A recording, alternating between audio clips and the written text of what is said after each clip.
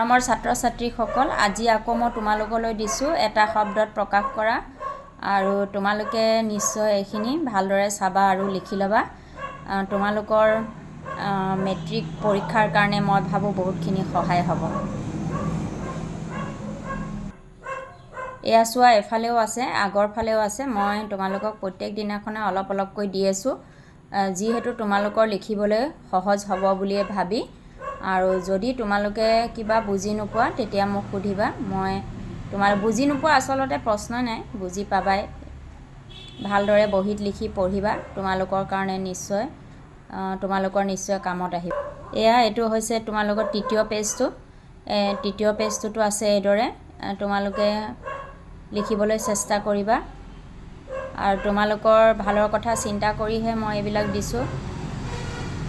গতিকে মই আশা কৰিছোঁ যাতে তোমালোকে ভালকৈ লিখি পঢ়া শুনা কৰিবা, যিহেতু পৰীক্ষালৈও বেছি দিন নাই।